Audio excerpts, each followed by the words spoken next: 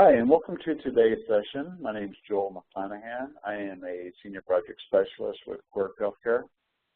My main role here is to do implementations and go-lives for practices. And some of the questions that I get a lot from our providers are, how do I document on meaningful use and e-prescribing so I can make sure I get the credits that I need?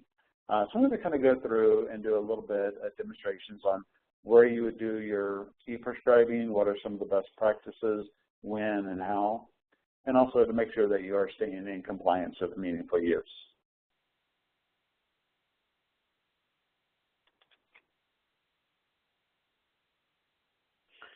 I'm going to be covering today the core objective measures, computerized provider entry, CPOE, also e-prescribing, medication reconciliation, and also going over a couple of the menu objectives for transition to care and the continuity of care summary. For CPOE in stage 1, providers needed to do 30 or more medications per visits that are on for the eligible provider. But in stage 2, that is going up to be 60% for medications. 30% of them can be laboratory and 30% can be with radiology orders. These do need to go through an interface. So if you do not have an interface, you need to make sure that you're getting 60% of the medications that are going. All prescriptions can be entered by a provider. They can also be entered by a credentialed staff member. By doing an internally credentialed staff member, this can be done on the system administrator and just assigning somebody. Where to document NextGen for all of these? During the patient's visits, before they are checked out or charges are submitted, you do want to go into the medication module and open this up and prescribe a medication.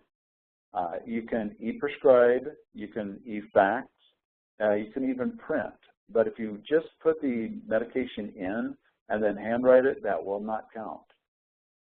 Also on the labs and the radiology, you do want your interface going. So we're going down into the tic-tac-toe grid to the test tubes, and we're opening up the labs. We're choosing which interface we want this to go through, order your labs, and then send those through the interface. Same with radiology.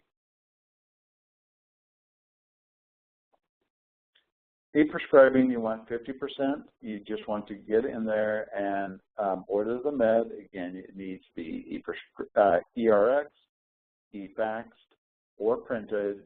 This cannot be just ordered and then handwritten on a piece of paper.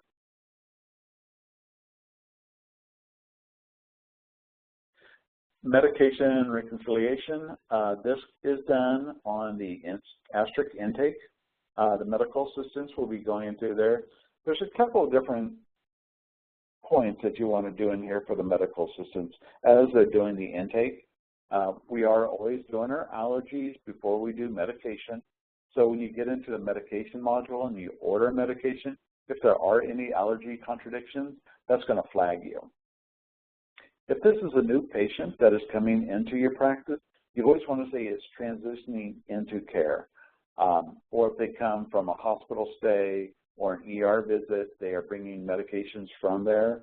We want to show that this was transition, these medications are transitioning back into the care. That's why we're adding them in.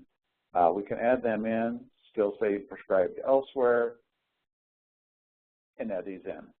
We also want to reconcile all of our medications. I train my medical assistants when I'm in a clinic. I'll train them to go through the medication list and make sure they're all active. If there's any medications that are not active, open up the medication module, stop the medication, and then go back and do the reconciliation. Read through our list of reconciling the medications. You have a box on the outside that just says that they are reconciled. Go ahead and check that box. If you are not prescribing or the patient is on no medications, make sure that you are checking the box no medications. go ahead and add a medication, reconcile your medication, and then you've satisfied that. Transition of care is for patients that are coming into the practice with a new list of medications, again, via new patient, from the release from the emergency room or a hospital stay. We do need to capture 50% of this for transition of care. For continuity of care, we do need to capture 50% of this. This is for patients that are leaving the practice.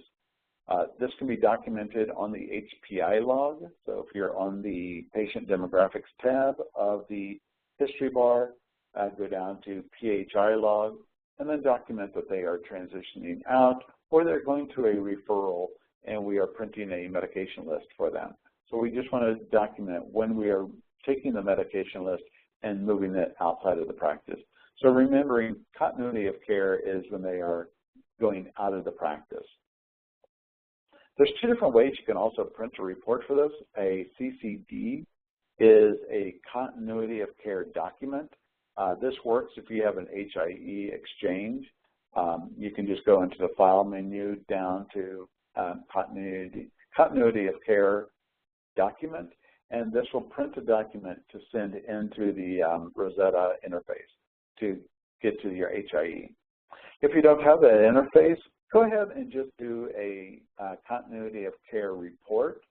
This is a crystal report that you can run to just get a report that you can send over to another provider to get this access.